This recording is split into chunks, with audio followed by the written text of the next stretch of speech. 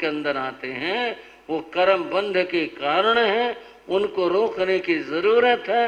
रोका कैसे जाए? वो रोके जा सकते हैं आत्मा की शक्ति के द्वारा, अपने चेतना के द्वारा, अन्यथा तो फिर कर्मों का बंध होता रहेगा। बंधु आज उसी मन की बात कर रहे हैं जो हमारे श्री ऋषि मुनि जी बता रहे हैं, उसी मन की बात कर रहे हैं। जैन धर्म में मन, वचन और काया, ये जो तीनों हैं, एक की बात नहीं कर, तीनों मिल भी जाते हैं, अलग अलग भी रहते हैं, स्थिति के ऊपर निर्भर करता है। ये कर्म बंध के हेतु हैं और ये कर्म निर्जना के भी हेतु हैं। अन्य दर्शनों में, अन्य विचारकों में कलयुग में मनसा पाप स्वीकृत नहीं किया। आप समझे इस बात को? कुछ विचारकों ने, जैन धर्म में नहीं, अन्य विचारकों ने, कि कलयुग में मन से पाप नहीं होता, मन में तो आता रहता, जाता रहता, इसका कुछ नहीं होता।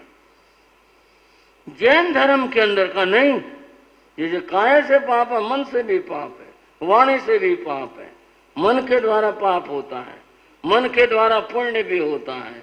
ऐसा नहीं कह सकते भाई मन से कुछ नहीं होता, मन से होता है, बड़ा कुछ होता, मन के द्वारा होता है।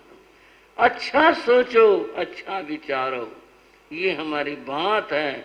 अगर अच्छा सोचेंगे मन के द्वारा तो हमारे लिए वो अच्छा होगा और वह धर्म, निर्जरा, पुण्य आदि आदि सबका कारण बनेगा। अब मन की कितनी बात करें, बातें इसके बहुत है। इस मन के द्वारा साधारण सी चीज बड़ी बन जाती है और बड़ी सी चीज साधारण बन जाती है। इस मन के द्वारा, भावों के द्वारा और भी बड़ी विचित्र बात होती है।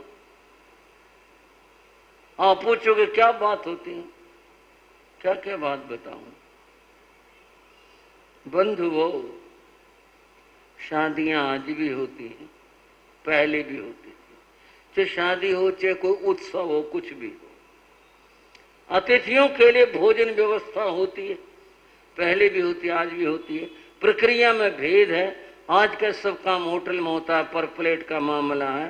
पहले तो सब कुछ, बल्कि कोई दिन पहले, सप्ताह भर पहले कढ़ाई चढ़ती थी, मिठाइयाँ बनती थी, चीजें बनती थी और फिर उनका जो संग्रह होता था, कोठा बनाया जाता था, कोठा भरा जाता था, फिर वो दिन आता था और उस दिन फिर सबका भरपेट भोजन कराते, निकाल निकाल के भोजन देते थे, करते थे। होता था ना भाइयों? आप कहोगे पता नहीं पुरानी बात कहाँ से उठा लाते हो। क्या बताऊं, नई और पुरानी बात करनी पड़ती है समझाने के लिए, उठाकर कहाँ से लाता हूँ? हुई बातें, इसलिए वो तो बता रहा हूं। बंधुओं, उस समय की बात होती थी। लोग परिवार के या समझदार आदमी क्या कहते थे? वो ये कहा करते, भाई कोठे में भरी नीयत के आदमी को बैठाना। किसको बैठाना? उसको बैठाना, बरकत होगी। और था भी ऐसा, भरी नीयत का आदमी बैठ गया, खूब से दे रहा है, लुटा रहा है, खिला रहा है और बरकत बनी हुई है। अगर छोटी नीयत का आदमी बैठ गया, वहां पर देने चाहिए 4 वस्तु, 2 देगा पहले। अरे भाई इतने क्यों ले जा रहा, पता नहीं तुझे, खत्म हो जाएगी। उसकी चीज खत्म होगी। आप कहोगे आपको क्या ज्ञान है? ये व्यवहार है, ये तो दुनिया जानते इस बात को। जब व्यक्ति की नीयत छोटी होगी तो उस समय यूं ही होगा, वो भरा भंडार भी कम पड़ जाएगा। क्यों कम पड़ जाएगा? नीयत तो छोटी है। ये नीयत क्या चीज है? मन के भाव हैं। नीयत क्या चीज है? मन के भाव है। एक आदमी के भाव इतने उदार हैं, भाई नहीं खिलाओ, खूब खिलाओ, सबको बनाया इतना, किस लिए बनाया? भरपेट खिलाओ सबको, और एक ये है भाई थोड़ा करके दो, भाई बचा के दो, हाथ संकोच करके दो, बात बनेगी नहीं। ये कम और ज्यादा होना बंधुओं, ये उसके हाथ की चीज नहीं है, कोई उसके हाथ में शक्ति है, ये मन की बात है। मन की बात होने से ये बात है। अतएव भाइयों, ये जो मन है और मन की बात, ये चीजों को कम भी कर देता है और ये चीजों को बढ़ा भी देता है। ये तो सबके सामने है स्थिति, इस बारे में तो ऐसा ही। कहने का मतलब यह है, मन की बात बड़ी विचित्र बात है। चलो एक दो थोड़ी सी बात कर लें। एक कोई वृद्धा माता थी, वह है कहीं किसी गांव में कहीं जा रही थी, पहले पैदल आना जाना जा रही थी। उसके साथ में उसकी पोती भी थी, थोड़ी सी बड़ी हो गई थी, पोती थी, वो उसके साथ में थी। साथ में कोई थोड़ा बहुत सामान भी था। दादी और पोती जा रही थी। बाट चलते राह चलते पोती थक गए, बोले दादी चला नहीं जाता हूँ। बेटे बैठ जाते हैं, बैठ लिए, फिर चल दिए। दादी ने देखा ऐसे तो सफर तय नहीं होगा, सफर तो अभी पड़ा हुआ है, ऐसे तो देर हो जाएगी, मुश्किल पड़ेगी, क्या करा जाए, सोच रही थी। पुरानी बात है, पीछे से एक घोड़े वाला आ गया। एक आदमी घोड़े बैठा था, वो बराबर से गुजरा। दादी उसको घोड़े वाले को बोले, ए भाई, ए बात सुनिए, घोड़े वाले बात। ना क्या बात है? बोले मेरी ये पोती है, थक गई, तो थोड़ी दूर बैठा ले, और वहाँ फलाने जगह जो मोड़ आएगा, चौक आएगा, वो आएगा, तो वहाँ उतार दिए इसको, इसे चलाने जरा वहाँ बैठा रहे। ये घोड़ा तेरी पोती वास्ते खरीदा था मैंने। कह दिया बैठा ले घोड़े के ऊपर, और दो कटु शब्द कहे उसने, और एड़ लगाई, चल दिया। घोड़े वाला आगे निकल गया। आगे जाकर घोड़े वाले के मन की बात चल रही है। मन में क्या आया, तू तो बड़ा पागल आदमी है। वो बुढ़िया उसको बैठा रही थी, पोती को, उसके गले में सोने की चैन भी थी।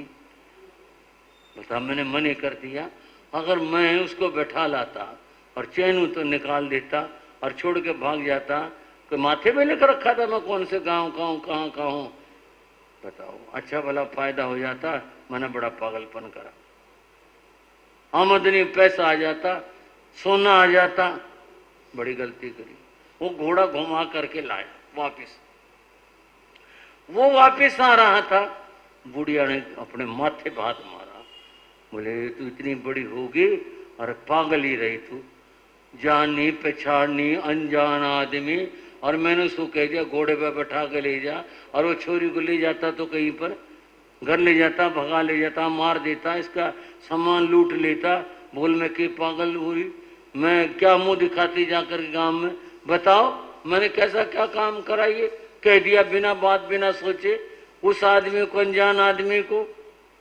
वो दुख मानती आ रही थी। घोड़े वाला पहुंचा, बोले ताई। बोले हम भाई, वो तो कह रही थी ना छोरी को घोड़े बैठाना है, वो मेरा ध्यान कहीं और था, मैं समझाने, ये छोरी का मेरे घोड़े पे बैठा दे। और ताई बोले भाई, जो तुझे कह गया ना वो मुझे भी कह गया। जो तुझे कह गया ना कि तुझे बैठा ला छोरी को, वो मुझे भी कहेगा कि बिल्कुल ना बैठाइयो। गया वो टाइम, गई वो बात, वो तभी थी बात में पागल हो रही थी, और वो भी समय था तूने मने कर दिया। अब आया तुम, मैं सब समझते हैं, भाग यहां से, मैं नहीं बैठाती। मूसा लेकर के चला गया। बंधु ये मामला हुआ क्या? उस बुढ़िया ने तो अपनी भाषा में कहा, जो तुझे कह गया वो मुझे भी कह गया। क्या यह माने कोई देवता परमात्मा भगवान उसने ये काम किया? क्या वो लगाने का ही काम करता रहता है? इसको कुछ कहे, उसको कुछ कहे, उसको कुछ कहे, ये काम करता रहता है। मैं आपको समझा रहा था, ये सारी मन की बात है। जो हमारे भीतर मन के अंदर आता है उसके प्रतिक्रियाएं बाहर भी होती हैं।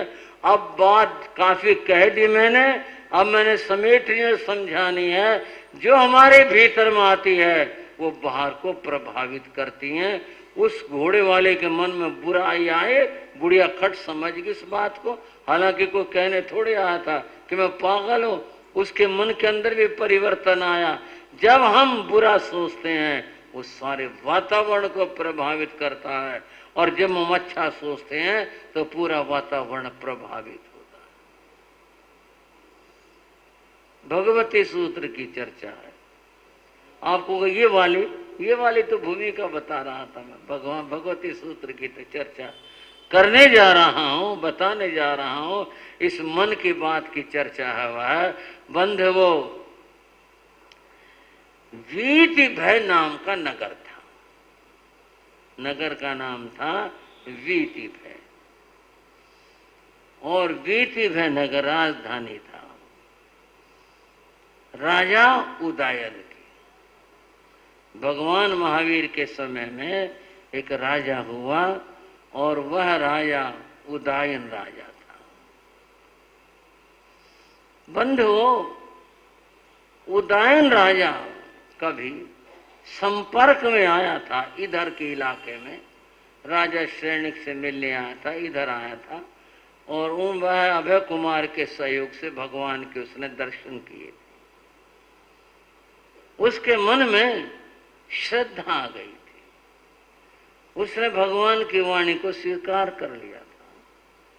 उसके जीवन के अंदर धर्म आराधना उतर आई थी, और वह सामायिक करने लगा था, पौषध करने लगा था। वह धर्म ध्यान करता था।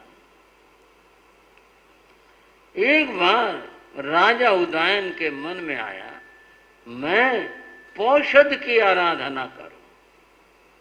ये मन में विचार आया। अच्छा विचार था, उत्तम विचार था। वह प्रातः जब समय हुआ तो सब कार्यों से निवृत्ति लेकर वह जो उसकी पौषधशाला थी वहां वह पौषध करने के लिए गया। जैन धर्म के अनुयायियों को बताना चाहूंगा, भाइयों, श्रावक लोग अपने घर में, महल में, आवास में पौषधशाला बनाते थे। पौषधशाला का मतलब धर्म ध्यान के लिए कोई कमरा, कुछ जगह है जहां पर पौषध किया जा सके, सामायिक की जा सके, जहां पर वो बनाते थे। हमने पुरानी जगहों पर देखा, किलों में अपने अपने मान्यताएं हैं, आलोचना नहीं, मान्यता है। हमने देखा किलों में पुरानी जगह एक और छोटी मस्जिद भी बनी होती थी जहां पर बादशाह नमाज पढ़ते थे। कई एक किलों में छोटा मंदिर भी होता था जहां पर राजा लोग अपने आराध्य की उपासना करते थे। अपने अपने आराधना और श्रद्धा की बात है। जिस राजा की मैं बात कर रहा था वो जैन धर्म में श्रद्धा रखता था, इसलिए उसने अपने महल में, अपनी जगह पर एक पौषधशाला भी बनवाई थी। उसने निश्चय किया मैं पौषध करूंगा, तो वह अपने कार्यों से निवृत्ति लेकर के पौषध करने के लिए पौषधशाला में चला गया। जो विधि है, गृहस्थ के सारे परिधान, कपड़े वगैरह सब उसने उतार दिए, हटा दिए, और जो आध्यात्मिक वेशभूषा है वह उसने धारण कर ली, जो पौषध और सामायिक के अंदर धारण की जाती है। और फिर वह बैठ गया। फिर विधि के साथ घुटने टिकाकर उसने भगवान को वंदना की। ये वंदना भावों से हो रही है। आप भी कर सकते हैं। आप घर पर हैं अथवा आप स्थानक में हैं, संत मुनिराज नहीं है, आप याद करके आप वंदना कर सकते हैं। भावों की वंदना का भी महत्व है। ये नहीं कि वे भावों की वंदना का क्या महत्व होगा। वंदना का पूरा पूरा महत्व है। आपके कर्म निर्जरा होगे अगर आप भावों से वंदना करते हैं तो। उसने भगवान की वंदना की और फिर भगवान को साक्षी मान करके उसने पौषध के जो नियम व्रत और पाठ हैं वो सब उसने धारण किए, ग्रहण किए और धारण करके भगवान को वंदना करके वो बैठ गया। अब राजा उदयन पौषध के अंदर बैठा हुआ है, पौषध कर लिया है, भगवान का स्मरण करने लग रहा है। बंधुओं, माला जाप की बात थोड़ी सी करूं। कई लोग कहते हैं माला का शास्त्र में कोई जिक्र ही नहीं आया। कहाँ जिक्र आया माला का? स्वाध्याय करो, माला की तो बात ही कहीं नहीं है। ये बात ठीक है, हर आदमी को अपने तर्क के लिए अपने अपने प्रमाण मिल जाते हैं। एक बात जरूर आती है, मन से करे माने अपने मन में उस बात को बार बार दोहराते हुए ये बार बार दोहराना माला जापित होता नमरिंताण। ये बार बार हम क्या कर रहे हैं? उसको दोहराने लग रहे हैं। अतः माला का जाप इस रूप में हो रहा है। और फिर समय के साथ कितने बातें जुड़ती हैं। माला का भी युग आया, आज माला जपते हैं, श्रद्धा से जपते हैं, उसका अपना लाभ है, बहुत बड़ा लाभ है। बंधुओं, राजा अपने मन के अंदर भगवान को याद कर रहा है, सुमरण कर रहा है, प्रभु का सुमरण कर रहा है।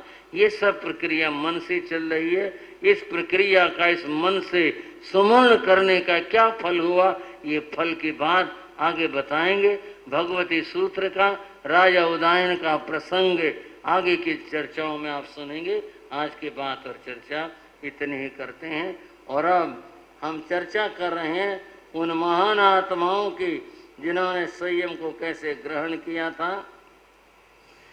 जिन शासन गानव गाते हैं, जिन शासन